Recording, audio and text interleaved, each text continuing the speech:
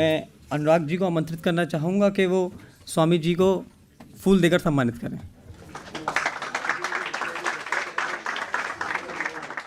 मित्रों, पहले मैं आपके संगठन IBPTL को मैं बधाई देता हूं कि आपने ये कॉन्फ्रेंस को आयोजित किया है और ऐसे सब्जेक्ट पर और विषय पर जिसके बारे हमें वर्तमान आने वाले 20-25 साल के लिए बार बार हमें शोध करना पड़ेगा, अनुसंधान करना पड़ेगा, क्योंकि ये बढ़ते जाएगी। ये एक नया माध्यम से पैदा हुई है जिसको सोशल नेटवर्किंग कहते हैं, और इसका परिणाम तो दुनिया में दिखने लग गया है। जो इजिप्ट में कोई सोचता नहीं था, अब उसके इजिप्ट की जो अपराइजिंग है, उसका विद्रोह जो हुआ है, उसका परिणाम क्या होगा वो बाद में देखेंगे। परंतु ऐसा कुछ हो सकता है कि जब एक राष्ट्रपति की इतनी ज़बरदस्त पकड़ थी कि वो 35 साल राष्ट्रपति रहे, उनको 2-3 महीने के अंदर उखाड़ के फेंक दिया।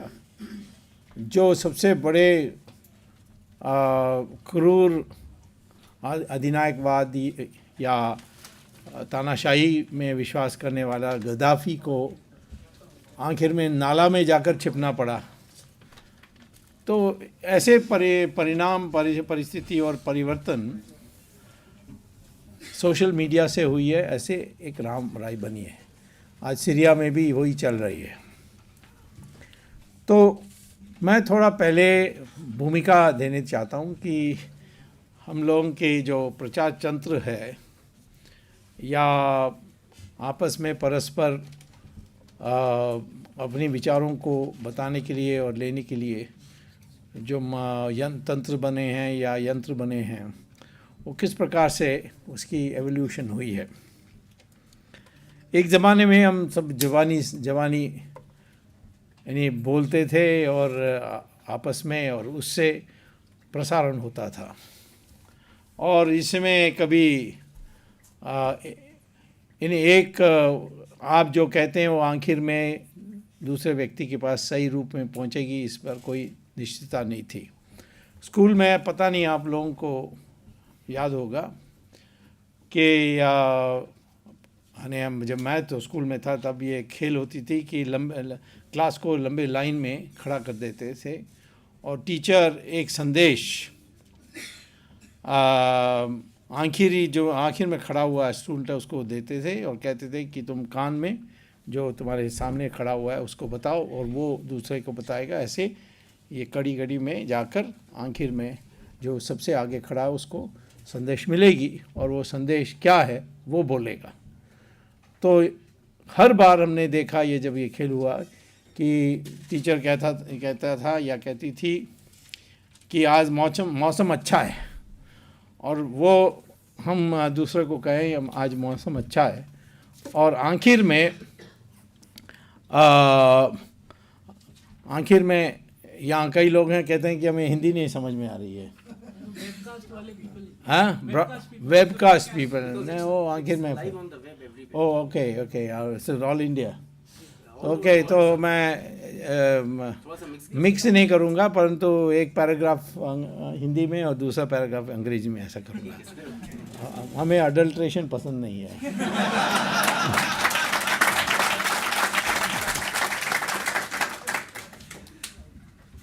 तो ये आखिर में यानी जो आखिर में खड़ा हुआ है उसको टीचर ये कहते थे कि संदेश आज का है कि मौसम अच्छा है, और वो आगे बताएगा। बताते जो पहला स्टूडेंट खड़ा है जो बोलेगा कि कल हमारी युद्ध पाकिस्तान के साथ होने वाली है। ये डिस्टॉर्शन होते इतना बदल जाता है मैसेज। आप भी ट्राई करके देखिए कि लाइन पर खड़े होकर लास्ट में आपको एक संदेश मिले, वो बताते जाइए, वो बदलते जाएगा। और ये सुनने में लोगों में समस्या होती है, इसीलिए ये मैसेज बदल जाती है। तो वो एक ज़माने में ऐसा था। फिर धीरे धीरे प्रिंट का माध्यम आया, और प्रिंट माध्यम में क्या हुआ कि what happened in the case of the print media is there emerged a intermediary, वो है एडिटर, एडिटोरियल बोर्ड। तो एडिटोरियल बोर्ड जो ठीक समाचार समझती थी, जो छापने लायक समझती थी, या थोड़ा दिलचस्पी बनाने के लिए, अखबार बिकने के लिए वो थोड़ा मोड़ तोड़ मरोड़ के छापना पसंद किया, या हो सकता है कि सरकार की डंडे के डर में वो एक टोटली रॉन्ग और गलत संदेश छापना मजबूर हुए, या जो छापना नहीं छापना है तो जो छापने लायक है उसको नहीं छापना। इस तरीके से वहाँ भी डिस्टॉर्शंस हुए। और यही हुआ जब और आगे बढ़कर, क्योंकि प्रिंट मीडिया सिर्फ पढ़े लिखे लोगों के सीमित थी और लोगों को फिर बैठ कर ध्यान से पढ़ना था। अब वो टीवी आ गई, वो भी 24 घंटे की TV, for 24 hours you have to produce news. तो वो प्रोड्यूस ही करते थे जो ना, जहाँ न्यूज़ नहीं है। अब एक एक छोटी छोटी घटनाएं देश में कहीं भी हो, उसको लेकर नेशनल न्यूज़ बनाने लगे। तो उसमें भी डिस्टॉर्शंस आ गए, क्योंकि उनकी जो प्रेशर थी कि 24 घंटे हमें न्यूज़ बताना है, कुछ ताज़ा बताना है, नहीं बताना है, इससे बढ़ते गई। जो नया रेवोल्यूशन आई है, जो आज आप लोग अनुभव कर रहे हैं, वो है जिसको सोशल मीडिया कहते हैं, इंटरनेट, फेसबुक, ईमेल। इसमें वो इंटरमीडिएट ख़त्म हो गई, और you are now directly communicating with other people. तो ये एक रेवोल्यूशन बन गई, क्योंकि अब कोई इंटरमीडिएट ना होने के कारण कई ऐसे बातें कहा जाते हैं जो पहले फ़िल्टर हो जाते थे, अब फिल्टर नहीं होते। तो ऐसे जब एक प्रत्यक्ष कम्युनिकेशन होने लग गई, this direct communication has created a ट्रेमेंडस new possibility. तो उसके लिए हमें कैसे तैयारी करनी चाहिए, ये हमें पहले अपने को तैयार करनी चाहिए, यानी हम तैयार होने चाहिए उसमें, इस पावरफुल मीडियम के लिए। We should be ready to be able to use this to its fullest। and ये बहुत दिन चलने वाला है। ये इसका यंत्र का, ये इंटरनेट का जो यंत्र है, उसका विकल्प बहुत साल लगेंगे, और कम से कम 50 साल, आने वाले 50 साल तो इंटरनेट का प्रभुसत्ता रहेगी इस प्रकार से, और हावी रहेगी सब जगहों में, और ज़्यादा बढ़ेगी। तो how to go about doing it. अब पहले तो मैं ये कहना चाहता हूँ कि हम लोगों को किस तरीके से तैयार करनी है भविष्य के लिए। दिस न्यू इंफॉर्मेशन रेवोल्यूशन, ये इंफॉर्मेशन रेवोल्यूशन के अतिरिक्त इस सेंचुरी को कहते हैं ये नॉलेज रेवोल्यूशन है। ऐसे नई नई चीज़ें बनने वाली हैं जिससे सारा रेवोल्यूशन हो जाएगा, यानी सारा बदल जाएगा, मामला कंप्लीटली बदल जाएगा। जैसे हाइड्रोजन फ्यूल सेल्स हैं, ये हाइड्रोजन फ्यूल सेल्स का लगभग रिसर्च पूरा हो गया है, सारा जो शोध का कार्य और अनुसंधान का कार्य है वो हो गया है। और वो हाइड्रोजन फ्यूल सेल्स का उपयोग किस में होगा? मोटर गाड़ी में होगा, और मोटर गाड़ी में होगा तो पेट्रोल की ज़रूरत नहीं होगी, और पेट्रोल की ज़रूरत नहीं होगी तो फिर ये अरब का जो संपत्ति है वो ख़त्म हो जाएगी, और उन सारे अरब देश दोबारा तंबू और ऊंट के पास वापस जाना पड़ेगा।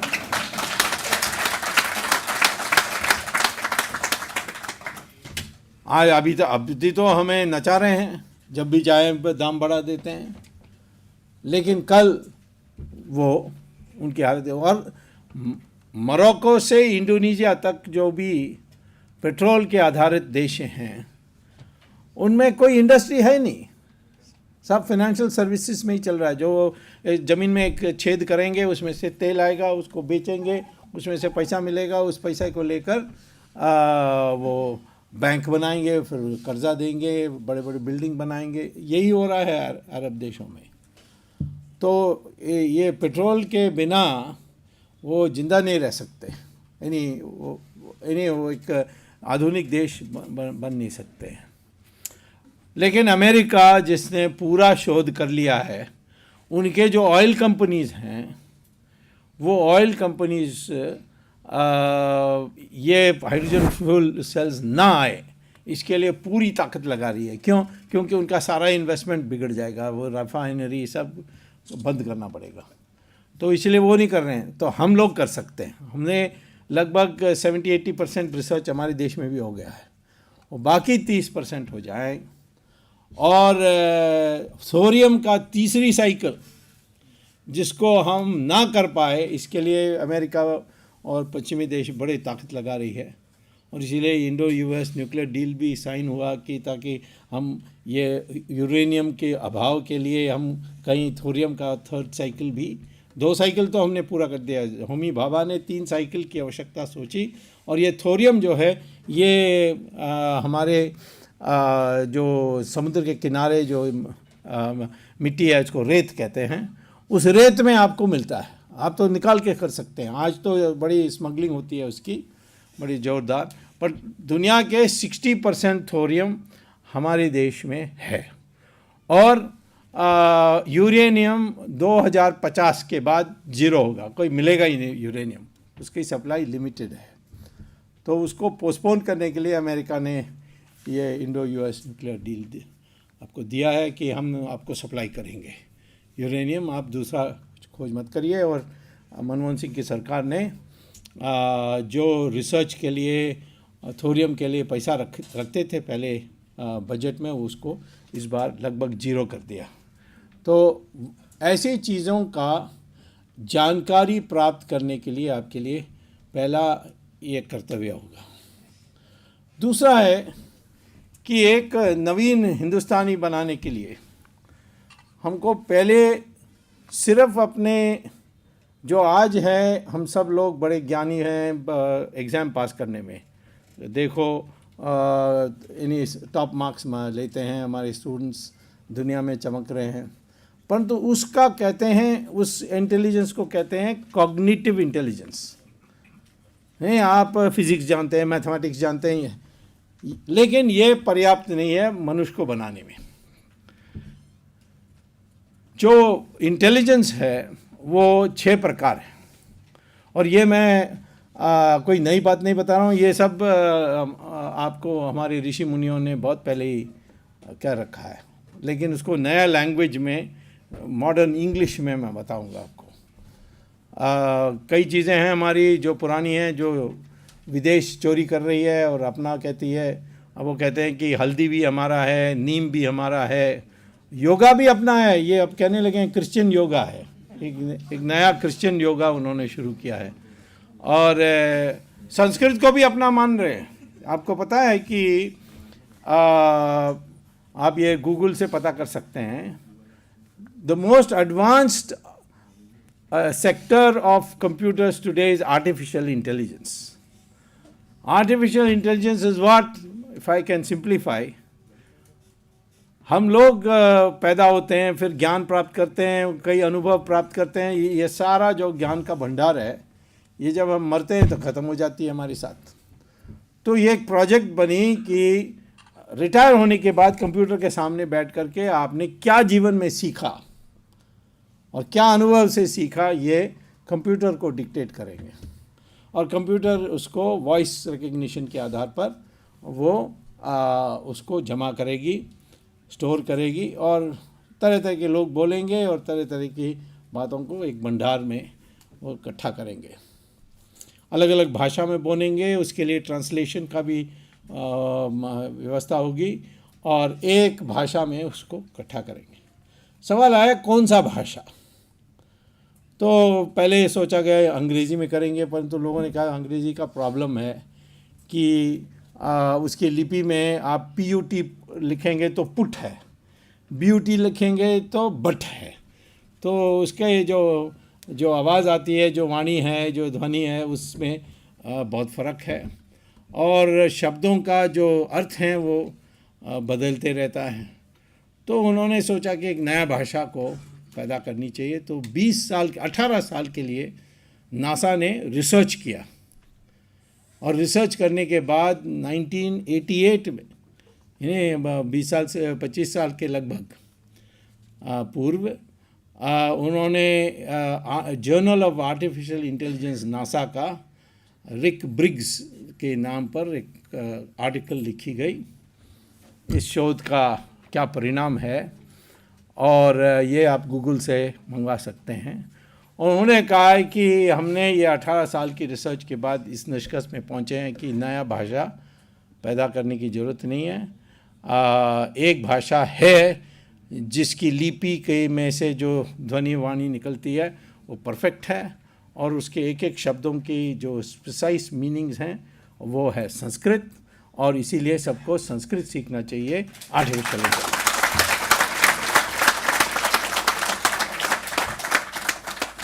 तो कंपलसरी कर दिया उन्होंने संस्कृत के लिए। आर्टिफिशियल इंटेलिजेंस नासा में पढ़ना है तो आपको संस्कृत भी पढ़ना है। और बुश ने भी उसके आखिरी दिन पर उसने एक अध्यादेश जारी की कि जो भी कॉलेज अमेरिका में संस्कृत पढ़ाएगी उसके लिए स्पेशल फेडरल ग्रांट्स मिलेगी। अब हमारे देश में वो कहेंगे संस्कृत पढ़ोगे, कहते हैं ये कम्युनल आदमी है, कहाँ से इसका।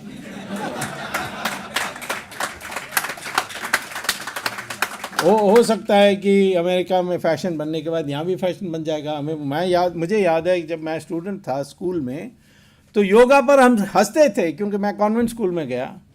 तो कॉन्वेंट स्कूल में तो मजाक होती थी योगा की, लेकिन जब सारे जैन फोंडा ये सब लोग योगा प्रैक्टिस करने लगे तो फिर यहाँ भी लोग बदल गए। अब योगा, हमारे साधु सन्यासियों का कितनी मान है वहाँ। मुझे भी कभी मुसीबत होती है, क्योंकि मेरा नाम स्वामी है, मैं असली स्वामी नहीं हूँ। डायरेक्टरी में मेरा नाम देख लेते हैं तो मेरे पीछे पड़ जाते हैं कि हमें वेदना है, हमारे मनस में अस्थिरता है, तो आप हमें सिखाइए कैसे स्थिरता ला सकते हैं। तो ये एक जो हमारे ऋषि मुनियों ने जो ज्ञान प्राप्त की उसके बारे हम लोगों को पता नहीं है, क्योंकि 200 साल में अंग्रेज़ों ने ऐसे सिलेबस बदल दी कि हम लोगों का अपना असलियत क्या है अभी पता नहीं है। तो मैं भविष्य के लिए कहता हूँ कि एक नया हिंदुस्तानी तैयार करनी है, और उसके लिए हमारे जो पूर्वजों ने जो ज्ञान प्राप्त की और ज्ञान के भंडार तैयार की, उसको हमें सीखना चाहिए।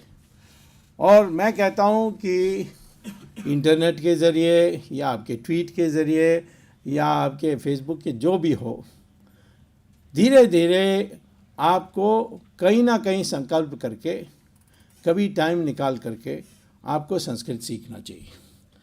क्योंकि उस संस्कृत में बोलने से वो वाइब्रेशंस पैदा होते हैं जिससे आप में ट्रांसफॉर्मेशन होती है। तो मैं पहले कहता हूँ कि बुद्धि के आयाम 6 हैं, और उस 6 में एक है जो फिज़िक्स, मैथमेटिक्स, ये सब, इसको कॉग्निटिव साइंसेस कहते हैं, कॉग्निटिव इंटेलिजेंस। दूसरा है जिसको कहते हैं इमोशनल इंटेलिजेंस। ये वेद में इमोशनल नहीं लिखा है, परंतु ये आजकल अमेरिका में जैसे हार्वर्ड के एजुकेशन डिपार्टमेंट जब पढ़ाते हैं तो उसको इमोशनल इंटेलिजेंस, पुस्तक भी छपा है जो सम कोलमैन, आप हाँ गेलमैन, कोलमैन, ऐसा कोई कोलमैन, हाँ। तो इमोशनल इंटेलिजेंस क्या है कि आप उस भाषा में बोलनी चाहिए जिससे बोल रहे हैं वो आपके पक्ष में हो जाए, या आपकी बात को सुनने के लिए तैयार हैं, स्वीकार करने के लिए तैयार हैं। कम से कम उसमें वो नफ़रत नहीं पैदा होना चाहिए, एक क्रोध नहीं पैदा होना चाहिए। ऐसी भाषा की उपयोग करनी चाहिए। तो उसको इमोशनल इंटेलिजेंस है, how to speak in such a way that your ideas find easy acceptability. वो एक कला है, और उस कला का दुरुपयोग हो सकता है। हिटलर के पास ये कला थी, पर तो उसके पास अब उसने दुरुपयोग किया। तो इसीलिए दुरुपयोग ना हो, इसीलिए ऋषि मुनियों ने कहा कि एक मॉरल इंटेलिजेंस होनी चाहिए। मॉरल इंटेलिजेंस माने कि आप ऐसे कार्य करेंगे जिसमें अनैतिकता नहीं होगी, जैसे सत्य बोलना, या कम से कम ऐसे सत्य बोलना जो जिसमें मिठास है। वो जो कड़वा सत्य है उसको ना बोले। झूठ बोलने के लिए कोई नहीं कहता है। कोई कह दें कि मैं कोई राहुल गांधी आपसे पूछ लें कि मैं होशियार हूँ, तो आपको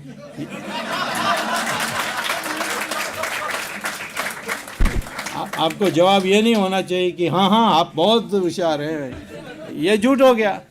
अब क्या,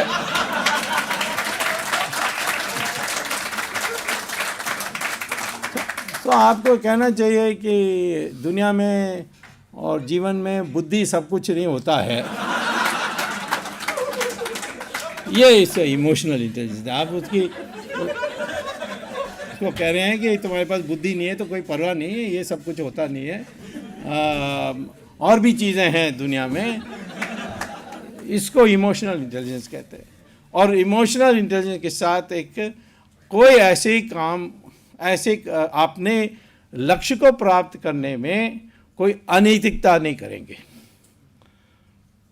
वो ये इसके लिए आपको प्रयास करने पड़ेगी। लोग सब आजकल शॉर्टकट के ढूंढ रहे हैं, कहाँ से शॉर्टकट कराना है, किसी तरीके से कराना है। भ्रष्टाचार करना है तो भी परवाह नहीं, करना ही पड़ता है, क्या करें।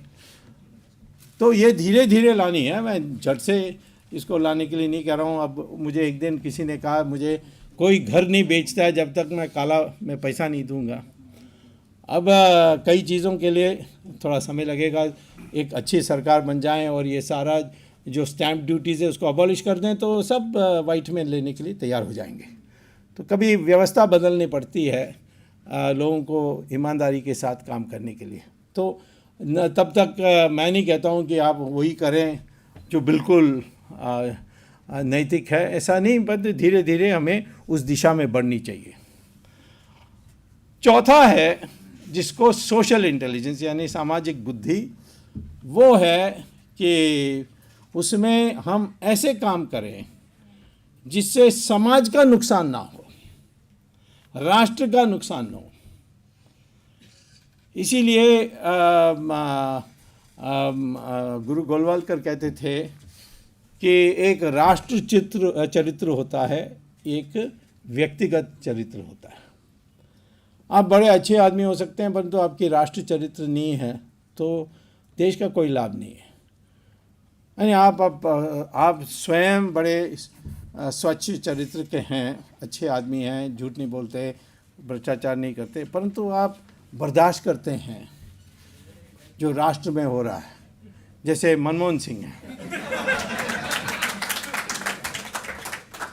मैं कई बार कहता हूँ कि आश्चर्य मत करो, मनमोहन सिंह, मुझे आज भी कोई सवाल पूछा आपका मित्र मनमोहन सिंह ऐसा क्या, मैं तो उसको 40 साल से जानता हूँ, उसकी रीढ़ की हड्डी कभी नहीं थी। तो इसीलिए उसकी मजबूरी है। लोग कहते हैं कैसा हो सकता है, प्रधानमंत्री की कुर्सी इतनी शक्तिशाली है, उसकी पावर को क्यों नहीं यूज़ कर सकता है। उसके लिए मंशा चाहिए। अब आप सर्कस में जाएंगे तो एक पिंजरे के अंदर 5 सिंह होंगे और एक दुबला पतला रिंग मास्टर आएगा, उसके पास वो लकड़ी पर वो जो विप है और कुछ नहीं है, ये have only a whip and nothing else. और वो विप मारेगा और कहेगा ऊपर चढ़ो। और एक एक ये जो सिंह है ये मेज पर ऊपर चढ़ के बैठेंगे। एक एक सिंह के पास इतनी ताकत है कि वो पंजे से मारे उस रिंग मास्टर, वो मर जाएगा।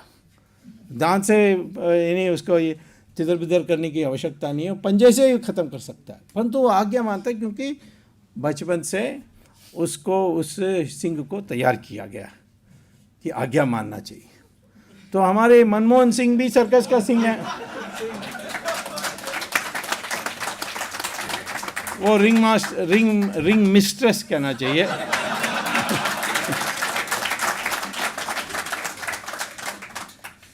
तो वो आकर उसको कहती है और मान लेता है, मानना पड़ता है उसको, तो और कुछ पता ही नहीं है। मैंने एक बार पूछा था उनसे कि ऐसा क्यों करते हो, तो वो कहता है कि हर आदमी सुब्रमण्यम स्वामी बन सकता है।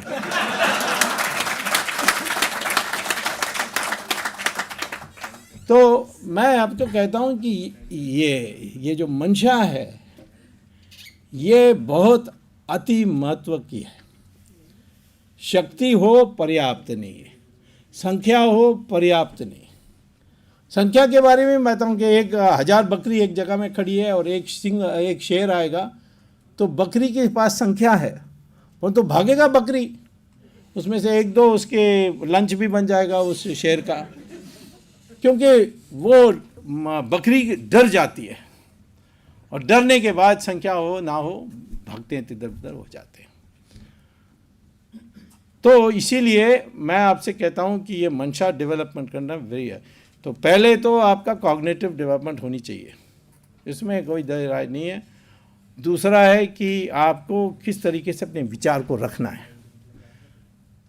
लोगों के को गाली दे करके कभी आप मनवा नहीं सकते। हाँ ठीक है, गाली गलौज में एक ज़्यादा दे दें और दूसरा कम दे दें, उसमें से आपको तो कुछ प्रसन्नता होगी, मैंने यानी उससे कुछ बनने वाला नहीं। आप वो आपके सामने खड़े हुआ कितना भी नाली की भाषा में बोलें, लेकिन आपकी भाषा में कोई परिवर्तन नहीं होनी चाहिए। और वो आप ट्विटर में भी ये देखिए, हाँ सख्त भाषा हो सकती है परंतु उसमें अश्लीलता नहीं होनी चाहिए। ये हमारी पहचान होनी चाहिए कि राष्ट्रवादी यानी देशभक्ति है तो कभी अश्लील भाषा नहीं उपयोग करेगा।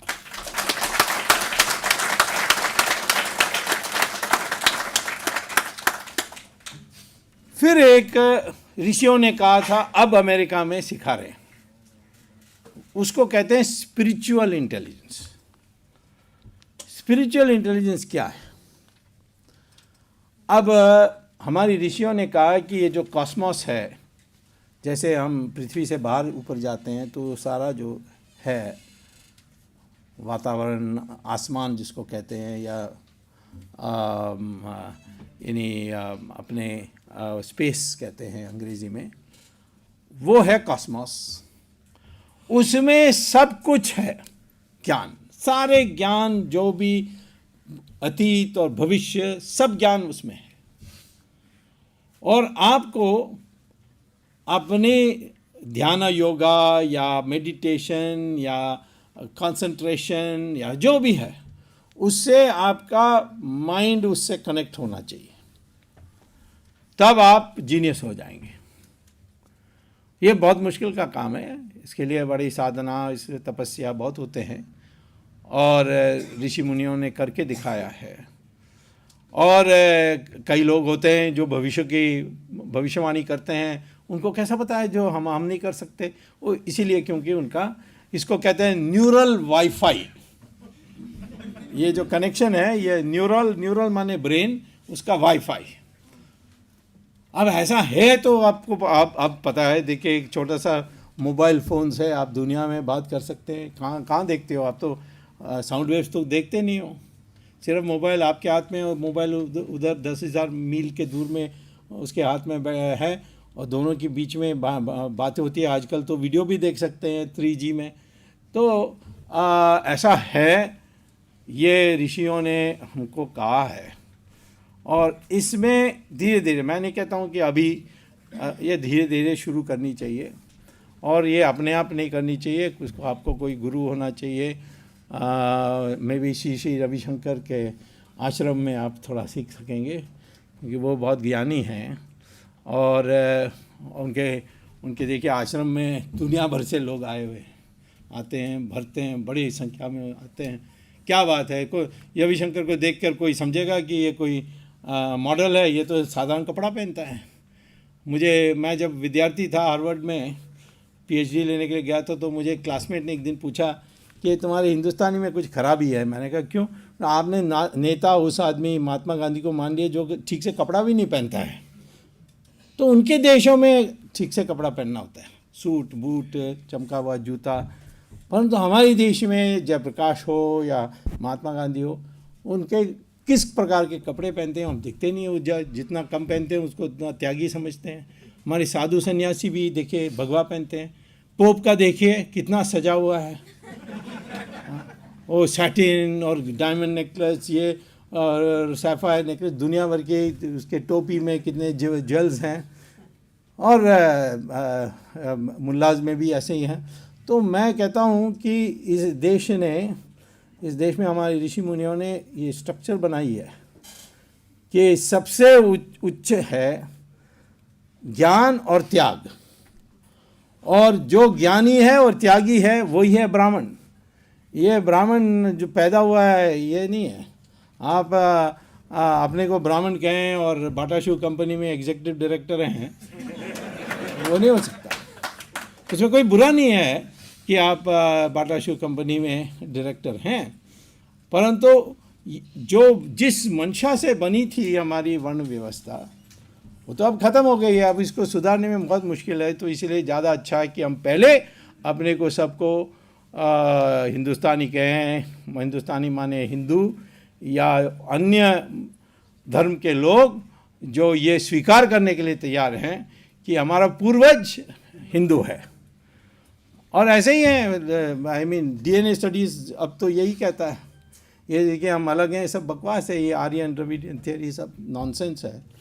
मैंने रिसर्च भी किया था और पता किया कि ये जो राज ठाकरे है उसका डीएनए और यूपी टैक्सी वाला का डीएनए एक ही है। क्योंकि राज ठाकरे डीएनए के लिए आपको बाल से भी पता कर सकते हैं। तो मेरा एक मित्र था, उसके साथ वो हेयर ड्रेसिंग सैलून जाता था। तो मैंने कहा एक दिन उसका बाल लेकर आना। तो मिलने के बाद मैंने 10 रुपया दिया एक टैक्सी ड्राइवर को कि कहा तुम्हारा बाल का एक सैंपल दे दो। उसने सोचा मैं पागल हूँ, फिर भी दे दिया उसने। और उसका मैंने हैदराबाद में लेबॉरेटरी भेजा तो पता किया तो डीएनए एक ही है। सब भी अब तो रिसर्च छपी है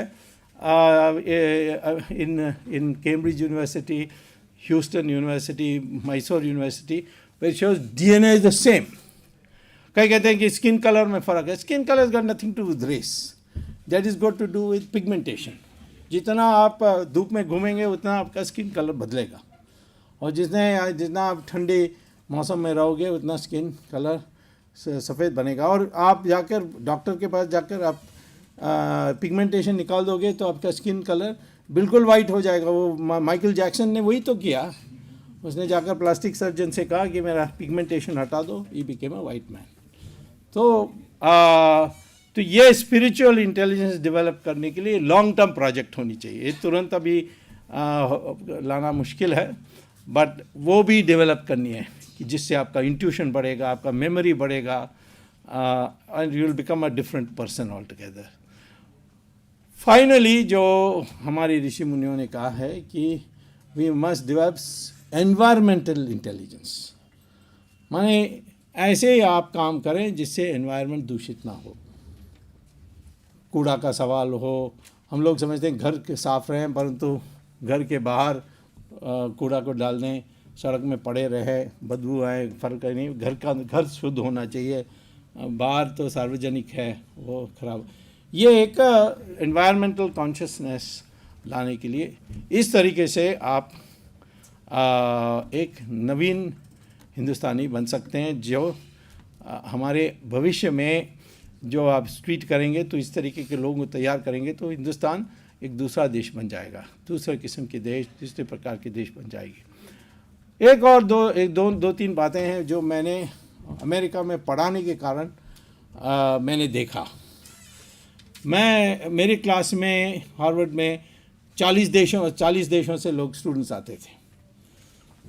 तो मैं क्लास ख़त्म होने के बाद जब कोर्स ख़त्म हो गई है और एग्ज़ाम की टाइम आ गई है तो मैं एक सवाल पूछता था कि ये बताओ कि आपको हार्वर्ड डिग्री मिलने के बाद किस प्रकार के करियर आपको पसंद आएगी।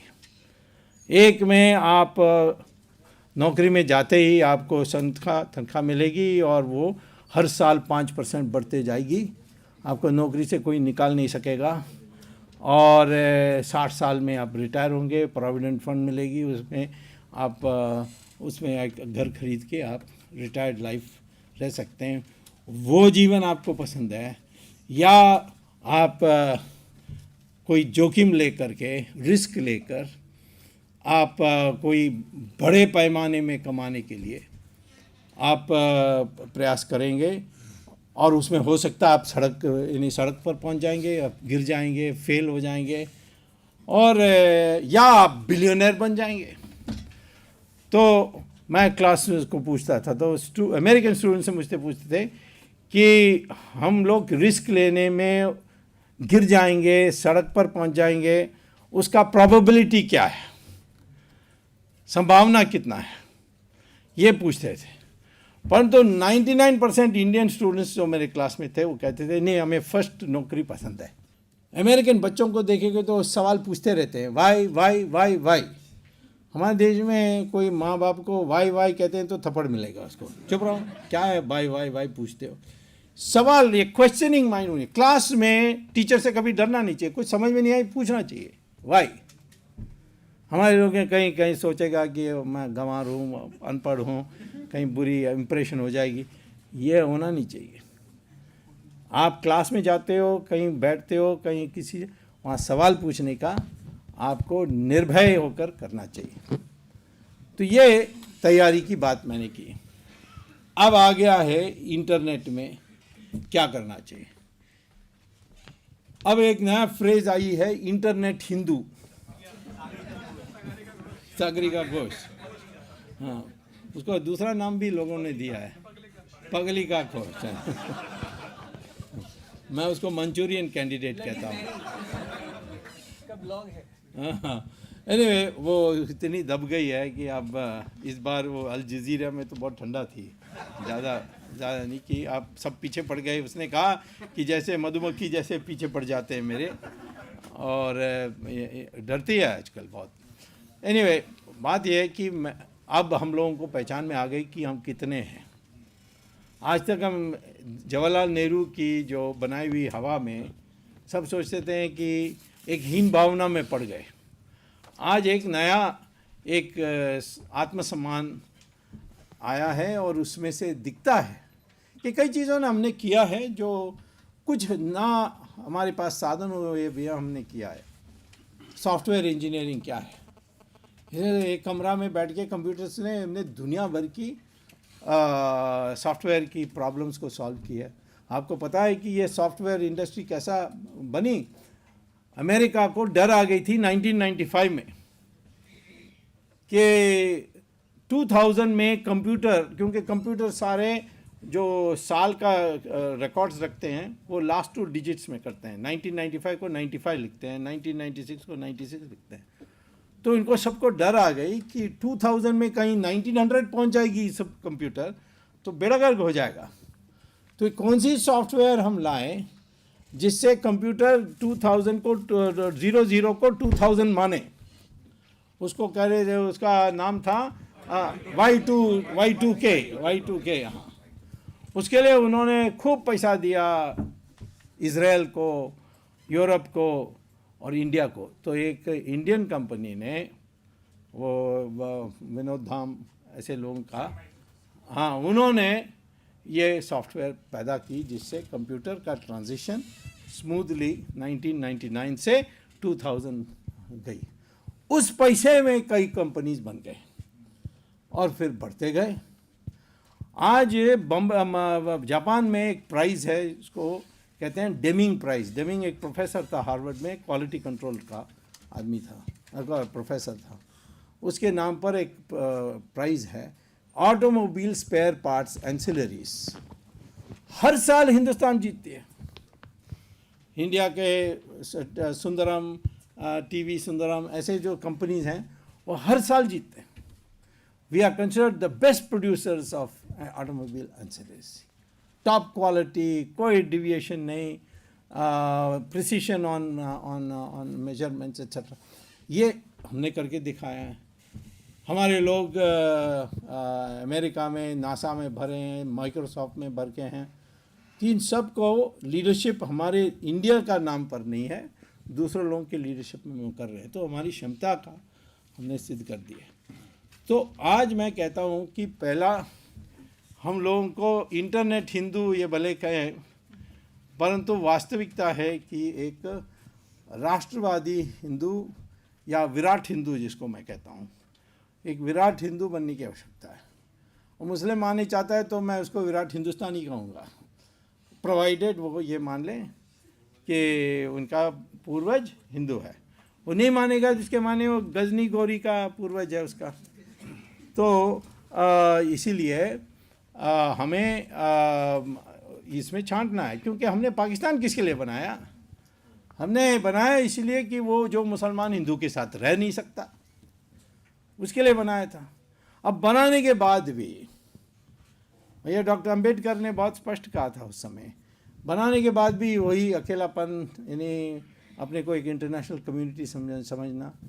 मुझे आश्चर्य हुआ कि उस दिन उमर फारूक ने कहा कि हमारे कश्मीर मुस्लिम मेजॉरिटी स्टेट है, इसीलिए कोई इजरायली को आना नहीं चाहिए। भाई वो मुसलमान के लिए अलग से फॉरेन पॉलिसी में बनाने पड़ेगी। वैसे ही वो पागल करुणानिधि कहता है कि श्रीलंका को ट्रेनिंग नहीं देना चाहिए। अरे श्रीलंका को ट्रेनिंग देंगे तो वो हमारे और पक्ष में हो जाएंगे, हमसे हमारे मित्र बन जाएंगे। नहीं तो उनको हम नहीं ट्रेनिंग देंगे तो चाइना ट्रेनिंग देगी। तो ये जो एक पृथकवाद की जो मंशा है, इसको बदलना है। और मैं ये कहता हूँ कि एक हिंदुस्तानी आइडेंटिटी बनानी चाहिए। सब देश बोलते हैं, उनके विभिन्न प्रकार के लोग रहते हैं उनके देश में। जैसे अमेरिका में सैमुअल हंटिंगटन ने कहा कि America is a white Anglo Saxon Christian English speaking country. तो किसी ने कहा कि फिलीपींस कहाँ जाएगा, ये इंडियन कहाँ जाएगा, ये अरब कहाँ जाएगा। उससे वो सब यहाँ रह सकते हैं, परंतु पहचान है अमेरिका का white Anglo Saxon Christian Protestant English speaking person, wasp, जिसको वास्प WASP। तो उसी प्रकार से अभी 18 दिसंबर को BBC ने ब्रिटिश प्राइम मिनिस्टर को पूछा कि ब्रिटेन का पहचान क्या है। उन्होंने कहा क्रिश्चियन कंट्री। तो उन्होंने कहा कि BBC ने कहा कि but we have Hindus Muslims Christians, I mean Jews, so many other, maybe, but हमारे पहचान है क्रिश्चियन। अमेरिका में बॉबी जिंडल एक हैं जिसके कहते हैं कि वो प्रेसिडेंट बन सकता है, लेकिन वो क्रिश्चियन बन गया है। वो बड़े कट्टर हिंदू फैमिली से आता है, लेकिन वो क्रिश्चियन बन गया। क्यों बन गया?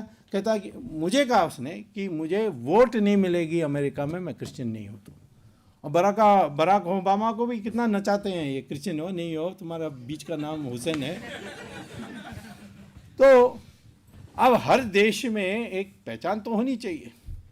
हमारी इतनी लंबी संस्कृति, हिंदू संस्कृति, इसमें अच्छा मुसलमान ने भी कुछ कंट्रीब्यूट किया, क्रिश्चियन भी, ठीक है, पर गंगा में भी कितने छोटी छोटी नदियां जुड़ते हैं। इसके माने गंगा का नाम बदल देंगे हम? गंगा तो गंगा ही रहेगी।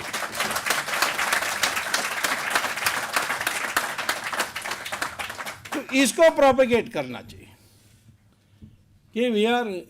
और मैं ये कहाँ कहता हूँ कि किसी को इस देश का हक नहीं है। मैं कहता हूँ तुम मान लो पूर्वज, तो तुम्हारी देश उतना ही बन जाती जितनी मेरी है। और इसलिए धर्म बदलने से संस्कृति नहीं बदलती। जब ये अपने को इंटरनेशनल बनाते हैं कि इजराइल को अरब देश पसंद नहीं करते, इसलिए हम भी नहीं पसंद करेंगे क्योंकि हम मुसलमान हैं, ये कैसा होगा? हमारे देश के लिए इजराइल ने कितना मदद की है, और ये यहूदी लोग कितने बुद्धिमान हैं और कितने पिट के आए। एक ही देश में पिटाई नहीं हुई, वो हमारे देश। और जब इजराइल बनी तो पहला प्रस्ताव पार्लियामेंट में पास हुआ, धन्य हो ये भारतीय, एक देश दुनिया में जहां हमारी शोषण नहीं हुई वो है हिंदुस्तान।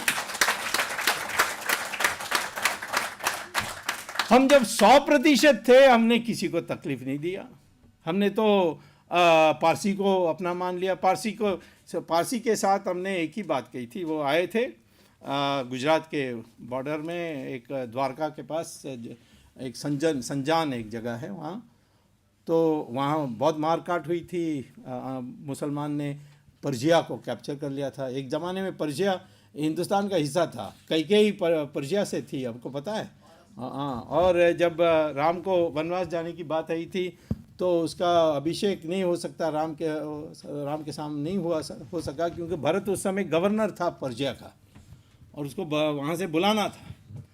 तो उसके बाद हमारे देश से गए ऐसे लोग कहते हैं ज़ोरास्टर, और उन्होंने एक अपनी अग्नि पूजा की धर्म बनाई और उस देश का आक्रमण हुआ और मुसलमान ने उसको कैप्चर किया और ये लोग भागे, दुनिया भर के जगहों में भागे। पर हिंदुस्तान में जब आए तो जो राणा था संजान का, जादा राणा उसका नाम था, उसने शंकराचार्य को बुलाया कि मैं क्या करूं इनके साथ। तो शंकराचार्य ने ये पारसियों को कहा कि 5 कंडीशंस हैं, ये मान लो तुम हमारे बराबर हो। क्या कंडीशन?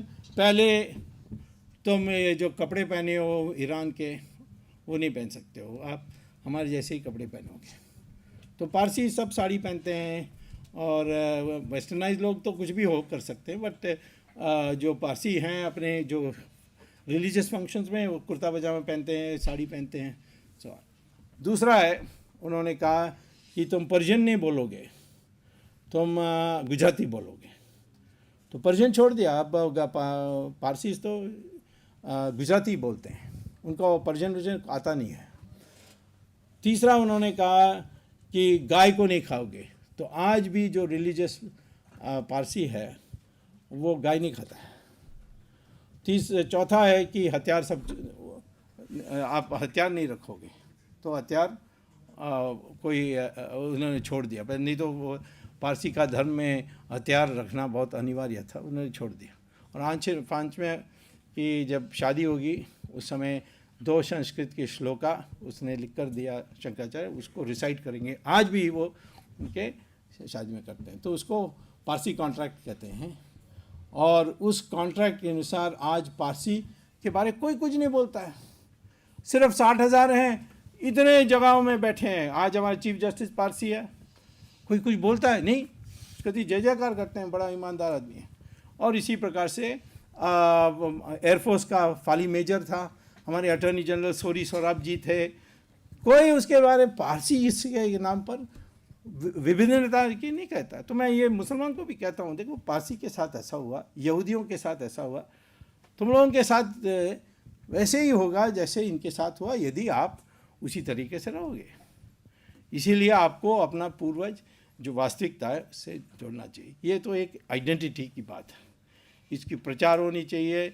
संस्कृत धीरे धीरे अपनी राष्ट्रभाषा बननी चाहिए और वो हिंदी का संस्कृत निष्ठ करते करते, उसके शब्दों का संस्कृत करते करते वो संस्कृत बन जाएगा। जब शंकराचार्य ने बौद्ध धर्म को हराया बातचीत से, शास्त्रार्थ उसको कहते हैं, तब शिष्यों ने पूछा कि ये पाली को हम बहिष्कार करें। तो कहा नहीं, पाली को संस्कृत शब्द जोड़ते जाओ, एक दिन पाली संस्कृत बन जाएगा। और वैसे ही हुआ, पाली चले गई और संस्कृत वापस आ गई। तो संस्कृत हिंदी के ज़रिए हम इसको धीरे धीरे संस्कृत बना सकते हैं। और हमारे हर भाषा में संस्कृत के शब्द हैं। तमिल में भी 40% शब्द संस्कृत के हैं। मैंने करुणानिधि को एक बार समझाया था ये, मैंने कहा आपका नाम ही संस्कृत है, करुणा और निधि। तो फिर उसने कहा कि नहीं, असली बात है कि ये संस्कृत ने तमिल से चोरी की हुई शब्द है। मैंने कहा कम से कम बराबर तो है, एक जैसा तो है, इतना तो मानते हो क्या हम चोरी करें या वो चोरी करें, इसका नहीं। तो हर भाषा में शब्दें जो हैं अनेक हैं। मलयालम में तो 80-90% संस्कृत शब्द हैं, बंगाली में भी ऐसे ही है। सो हर भाषा में संस्कृत शब्द कॉमन होने के कारण हम संस्कृत को धीरे धीरे ऑल इंडिया लैंग्वेज बना सकते हैं और उसको साइंस में भी पढ़ा सकते हैं, सब कुछ कर सकते हैं। अंग्रेज़ी तो सीखना है, वो इंटरनेशनल लैंग्वेज है ही, लेकिन हिंदी संस्कृत को लाने के लिए हम लोगों को प्रचार करना चाहिए। और तीसरा जो मैं वास्तव में ट्वीट्स को धन्यवाद देना चाहता हूँ इन दिनों में जो भी मैंने 2G में किया है, और ख़ास तौर पर चिदम्बरम को पकड़ने में, ये आपके ट्वीट लोगों ने मुझे बताया कि आपको पता है कि कार्तिक का कंपनीज ये हैं। अब वो कौन है मैं नहीं जानता हूँ, क्योंकि उसका पहचान उसमें पूरा नहीं है, लेकिन उसने कंपनी सारी दे दी। मैंने इतना ढूंढा, मिला नहीं, परंतु उसने सारा 12 दे दी। मुझे लगता है उसके परिवार के ही किसी ने ट्वीट करके बताया। तो ये जानकारी देने का, कोई भी पढ़ते हो, कहीं भी पढ़ते हो, वो जो आप लोग कर रहे हो उसको और करो। हम सब लोगों को ज्ञान प्राप्त करना और जानकारी प्राप्त करना बहुत आवश्यक है। और चिदम्बरम के बारे लोग मुझे बहुत ट्वीट में पूछते हैं, मैं बता रहा हूँ कि ट्रायल कोर्ट में मैं ज़रूर मेरी पूरी बात नहीं मानी, उसने आधा बात मान ली, वो आधा बात छिप गई, जो मूल बात है उसी पर लोग रह गए। मैंने 2 बातें कही थी ट्रायल कोर्ट में कि राजा ने अकेला फैसला नहीं किया, राजा ने चिदम्बरम के साथ मिलकर फैसला किया, और चिदम्बरम उसकी सीनियर पार्टनर थे, वही बताते थे ऐसा करो, ऐसा करो, ऐसा करो। और दूसरा है कि राजा को तो आपने अंदर कर दिया, तो इसको भी अंदर करो। तो आधा बात मान ली मुझे मेरी ट्रायल कोर्ट के जज ने कि हाँ दोनों ने मिलकर फैसला किया, लेकिन क्रिमिनल मंशा से काम किया चिदम्बरम, ये मैंने प्रूव नहीं किया। अब देखिए, मर्डर में तो क्रिमिनल मंशा, यानी उसको मेंजरिया कहते हैं लैटिन में, वो क्रिमिनल मेंटालिटी दिखाना होता है कि क्रिमिनल इंटेंशन था, लेकिन करप्शन में नहीं। तो मैं सुप्रीम कोर्ट में गया और सुप्रीम कोर्ट ने मेरी बातों सुनकर ऑर्डर्स रिजर्व हो गए, कभी भी आ सकता है। लेकिन 17 तारीख को मैं एक नया केस जोड़ रहा हूँ, वो है एयरसेल मैक्सिस, उसमें तो और भी ज़्यादा पकड़े जाएगा। और ट्रायल कोर्ट में जाकर मैंने कहा कि 25 साल पहले एक नरसिंहार हुआ था मेरठ में, हशीमपुरा, उसमें इसी ने ऑर्डर दिया था। उसके बाद मेरे पास प्रूफ है। उस समय भी मैंने पार्लियामेंट में इस आवाज़ उठाया था। तो अब क्योंकि ये हिंदू टेरर की बात कर रहा है, तो बताएंगे कौन है असली हिंदू टेरर।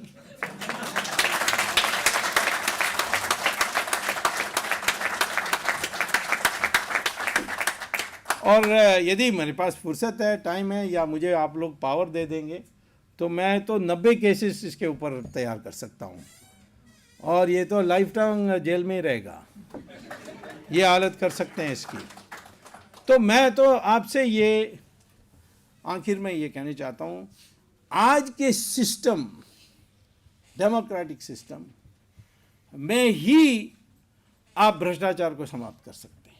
ये कॉन्फिडेंस पैदा करिए। ये अन्ना हज़ारे आदमी, अन्ना हज़ारे बहुत बढ़िया है, मैं उसको बहुत पहले से जानता हूँ। 2 बार मैं पार्लियामेंट बम्बई से जीता हूँ, तो मैं महाराष्ट्र में इनको, ये महाराष्ट्र के हैं, तो इनसे बड़ी हमारी संपर्क रहती थी। अब ये टीम अन्ना से जुड़ गए और कहते हैं जन लोकपाल बिल आएगी तब ही भ्रष्टाचार मिटेगी। नहीं, हाँ आ जाएगी तो हमें कोई आपत्ति नहीं। उसमें कई बातें हैं जो मुझे पसंद नहीं है, जैसे नोबेल प्राइज़ विनर्स और मैग्सेसे अवार्ड वाले वही लायक लोग हैं, बाकी सब नालायक हैं, ये तो हम कैसे मान सकते हैं।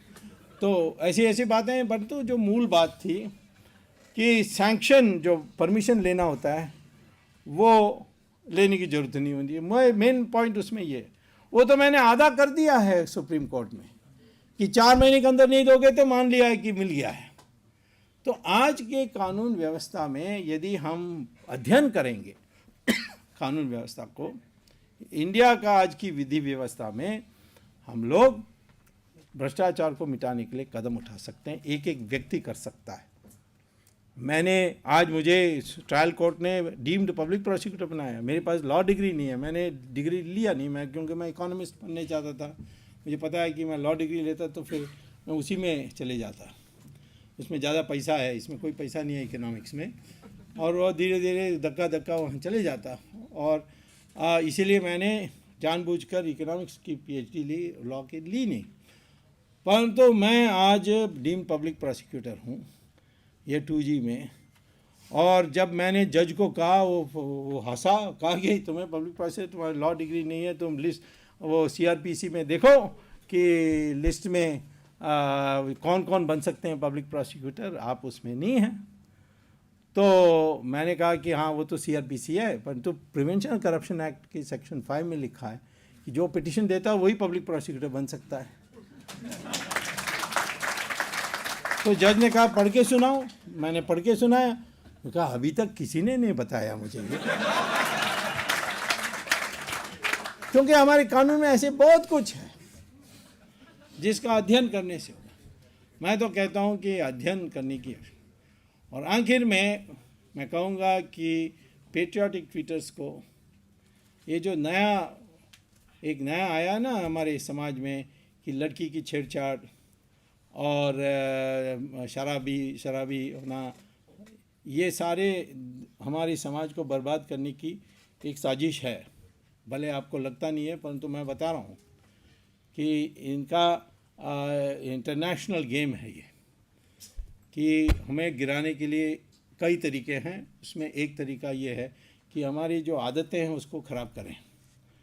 तो हम लोगों को अपनी ऐसी शक्ति डेवलप करनी चाहिए। मैं तो महिलाओं को कहता हूँ कि कराटे सीखो, लॉ का थोड़ा पढ़ लो, और कभी ये देखोगे कि इस तरीके की हो रही है जो गुवाहाटी में हुआ, ऐसा नहीं होना चाहिए हमारे देश में। हाँ, हमारे देश में तो द्रौपदी का वस्त्रहरण हुआ तो महायुद्ध हो गया, और सीता को उठा के ले गया वो रावण, तो खाता खाली हो गया। यानी राम को तो कितना भी शादी कर सकता था, वो राजा था, परंतु उसने कहा नो, ये तो सारी महिलाओं की लड़ाई है। और सीता को भी जब हनुमान ने कहा कि मेरे पीठ में बैठ के चलो मैं ले जाऊंगा आपको, उसने कहा नहीं, ये इतनी महिलाएं यहाँ हैं, उनका है, उनके लिए रावण को वध करना आवश्यक है, तब तक मैं नहीं आऊँगी। तो ये हमारी संकल्प रही है। ये सारी संस्कृति को हमें दोबारा नए रूप में जिंदा करनी है। और ये माध्यम जो है, ये भगवान की दी हुई माध्यम मैं समझता हूँ। ऐसा माध्यम मैं कभी कल्पना नहीं कर सकता था 30-40 साल के पहले, इवन 25 साल के पहले, कि ऐसे कोई माध्यम पैदा होगी जिसमें से तुरंत चिट्ठी भेजें अमेरिका में 10 मिनट में यानी लोगों को मिल जा सकती है। 1 मिनट में मिल जाएगी, परंतु 10 मिनट से ज़्यादा लगती नहीं है पहुंचने में। तो इस तरीके के यंत्र आए हैं, उसका हमें उपयोग करके इस राष्ट्र को दोबारा जैसे पहले था वैसे इसको मान करना है। मैं निश्चित कह रहा हूँ, मेरे अध्ययन के अनुसार इस आने वाले 3 साल के अंदर, मैं पहले भी कहता था ट्वीट में, चाइना गिर जाएगी और उठने में बहुत टाइम लगेगी। जैसे जापान गिर गई थी 1997 में और अभी तक नहीं उठी, परंतु हम लोग गिरेंगे तो जल्दी उठ जाते हैं, क्योंकि पता नहीं हमारे लोग ज़्यादा अच्छे होते हैं। जब क्राइसिस होता है तो क्राइसिस आए तो अच्छा है हमारे देश के लिए। तो हमने फूड क्राइसिस हुई तो ग्रीन रेवोल्यूशन आ गई, फॉरेन एक्सचेंज क्राइसिस हुई, इकोनॉमिक रिफॉर्म आ गई। तो कोई भी क्राइसिस, 1962 की चाइना का युद्ध के बाद हमारी डिफेंस दुनिया के नंबर 2, 3, 4 में हो गए। तो हम तो क्राइसिस से डरना नहीं चाहिए, लेकिन हमारी जो शक्तियां हैं, जो उसके लिए मुझे अलग लेक्चर देना पड़ेगा। मैं वैसे तो शाम को दे रहा हूँ एक जगह में, सिटी फोर्ट में, हाँ, इसी पर कि इंडिया 2020 तक डेवलप्ड कंट्री बन जाएगी, और वो आप 2-3 साल में देखने लगेंगे। ये सारा जो क्राइसिस है, लेकिन उसके लिए ना बकरी रहना चाहिए, ना सर्कस का लायन लेना चाहिए। एक विराट हिंदू बनने के लिए हम लोगों को संकल्प करना चाहिए। यही है आपका भविष्य, और ट्वीट के ज़रिए यही इसी की प्रचार करनी चाहिए। धन्यवाद। स्वामी जी का बहुत बहुत धन्यवाद। पेट्रियोटिक सोशल मीडिया एक्टिविस्ट का स्वामी जी ने मार्गदर्शन किया है, और हम भी स्वामी जी और सभी लोगों को ये आश्वासन देते हैं। एक जो सर ने कहा कि भाषा का हम उसके ऊपर हम संयम रखेंगे, और दूसरा जो हम ये एक बहुत यूनिक सी आइडेंटिटी, एक नेशनल आइडेंटिटी हम डिस्प्ले कर रहे हैं सोशल मीडिया के ऊपर। सब भाई हैं, सब मिल के काम करते हैं। इसको हमको नीचे ला करके ग्राउंड लेवल पे इस यूनिटी को बिल्डअप करना है। सो इसके साथ ये कुछ क्वेश्चंस आए हैं सर के लिए। तरुण गोयल जी ने पूछा है, try and to give a mix model of economy with blend of swadeshi and imported goods. Economy model में एफडीआई और स्वदेशी का मिक्स मॉडल कैसा होना चाहिए, क्योंकि दोनों ही देश के लिए ज़रूरी हैं। देखिए, पहले स्वदेशी का अर्थ ये है आत्मनिर्भरता। इसके माने ये नहीं कि जो भी आपकी आवश्यकता वो हमारे देश में ही उत्पादन होनी चाहिए। सिर्फ इतना है कि विदेश से कुछ आप मंगवाओगे या खरीदोगे या आयात करोगे, उस आयात के लिए आपके पास निर्यात से पैसा जो मिलती है वो पर्याप्त होना चाहिए, और उससे थोड़ा ज़्यादा होना चाहिए ताकि फॉरेन एक्सचेंज रिजर्व्स भी बने। ये है स्वदेशी का अर्थ। और एफडीआई, किस विषय पर हमें एफडीआई लेनी चाहिए? अब वॉलमार्ट का सवाल है। लोग मुझे कहते हैं कि चाइना ने वॉलमार्ट को स्वीकार कर लिया है। बात तो सही है कि चाइना में वॉलमार्ट है, तो हम क्यों नहीं करें? हम इसीलिए नहीं कर सकते क्योंकि वॉलमार्ट हिंदुस्तान में आएगी तो वो पूंजी 2% इंटरेस्ट में, यानी उसको ब्याज 2% में उसको कर्जा मिल जाती है, और उस 2% की कर्जा लेकर के यहाँ के मज़दूरों का वो फ़ायदा उठाएगी। और हमारे लोग वॉलमार्ट के सामने फिर स्पर्धा में कैसे खड़े होंगे जब उनको कर्जा मिलती है 12% में, 15% में, 18% में? तो ये तो बराबर की लड़ाई नहीं है। हाँ, ये कह दें अमेरिका कि हिंदुस्तान के कोई भी कंपनी अमेरिका में जाकर किसी टेंडर में compete करेगी, जैसे घर बनाने की बात है, सड़क बनाने की बात है, उसमें हिंदुस्तान से मजदूर ला सकती है, तब हम कहेंगे कि हाँ वॉलमार्ट आ सकती है। क्यों? क्योंकि हमारे मजदूर वहाँ जाएंगे तो कोई भी टेंडर होगी हम ही जीतेंगे। क्यों? हमारी मजदूर की जो वेतन है वो अमेरिका के वेतन में बहुत कम है, तो हम लोग टेंडर आसानी से जीत जाएंगे और यहाँ जो हम खोते हैं वहाँ गेन कर लेंगे। पर वहाँ अमेरिका कहते हैं नहीं नहीं, ये तो इमिग्रेशन प्रॉब्लम है, हम नहीं आने देंगे। वो तो सॉफ्टवेयर इंजीनियर के लिए वो H वीज़ा भी है, वो दुनिया भर के कंडीशन डाल रहे हैं। तो वो कैपिटल ला सकते हैं बिना, यानी उनकी मांग है कि कोई रुकावट नहीं होनी चाहिए कैपिटल आने में, और आपके लेबर का पूल में आपके साथ स्पर्धा में रहेंगे। लेकिन हमारे देश में आप अपना जो सस्ता है माने लेबर, उसको नहीं ला सकते। तो ये तो बराबर की लड़ाई नहीं है। चाइना का दूसरा है। चाइना में कम्युनिस्ट रूल में उन्होंने ये व्यापारी वर्ग है उसको गोली से मार दी, बुर्जुआ कह के उनको ख़त्म कर दी, और सब स्टेट ओनरशिप में चल रही थी।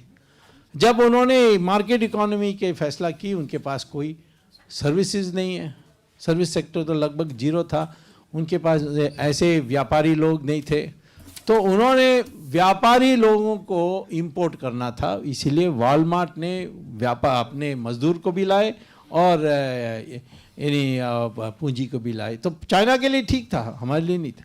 तो ये एफडीआई उसी में लेना चाहिए जिसमें हम लोगों की बराबरी की स्पर्धा होगी, तो फिर तो हम कभी भी तैयार हैं एफडीआई आ जाएं, स्पर्धा में रहें। परंतु ये स्पर्धा नहीं होता है और ये लोग अपने देश में मुनाफा कमाने के लिए आते हैं, और मैं कहता हूँ कि कितनी भी कंडीशन डाल दो, मुनाफा कमा सकते तो आ जाएंगे। मुझे अभी 2G स्पेक्ट्रम के जो लाइसेंस कैंसिल हुई, लोगों ने कहा एफडीआई का खूब बुरा असर हो जाएगा। मैंने कहा क्या बात करते हो, यहाँ प्रॉफिट मिल रही है, देखो कितनी भीड़ लगेगी। अभी ऑक्शन का अनाउंसमेंट हुआ है, अब ट्राई का एस्टिमेट है कि 1,76,000 करोड़ रुपए हम खो गए पिछले बार। इस बार हमें 7 लाख करोड़ रुपए मिलने वाली है स्पेक्ट्रम की 2G ऑक्शन से। Total tax bill, tax revenue हमारे बजट में कितना है? 5 लाख करोड़। सब्सिडी कितना है? 2 लाख करोड़। और एक 2G स्पेक्ट्रम में आपको 7 लाख करोड़ मिल जाएगी, तो टैक्स भी नहीं चाहिए, सब्सिडी भी नहीं चाहिए, ऐसे ही हम व्यवस्था कर सकते हैं। कोई हमारे देश में साधन की कमी नहीं है, नीलाम कर दो, कोयला को, तेल को, स्पेक्ट्रम को, आपको खूब पैसा मिलेगी।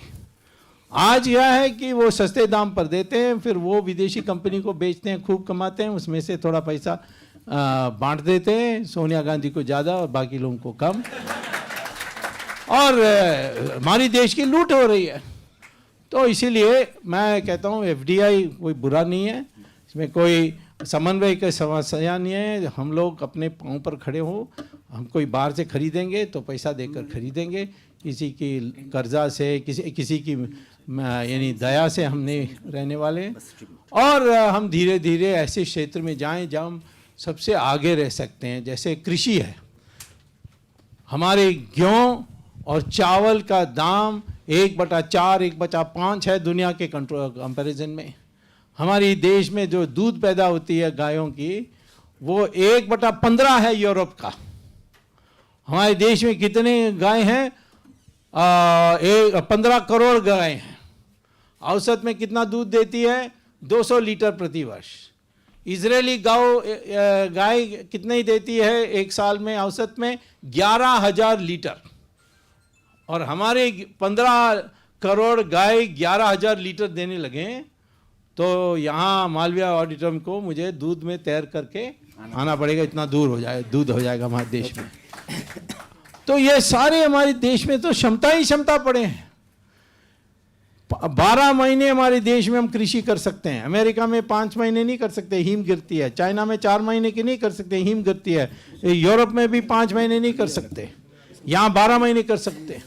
लेकिन कितने फसल बोते हैं हम एक साल में? सिर्फ 25% जमीन में एक से ज़्यादा फसल बोते हैं। अमेरिका में 3 फसल बोते हैं। तो हमारे देश में हम 3 फसल बोएंगे तो 3 गुना हो जाएगा प्रोडक्शन। लेकिन हम उसकी क्षमता उपयोग नहीं करते, पानी का व्यवस्था नहीं हुआ और सही दाम नहीं मिलती। तो इसीलिए कुल मिलाकर मैं कहता हूँ कि हमारे इसमें कोई असमंजस नहीं है, इसमें कोई परस्पर विरोध विषय नहीं है। हमें FDI भी लेनी है, परंतु अपने टर्म्स पर, और हमें अपनी स्वदेशी को भी जोर में रखनी है। Thank you.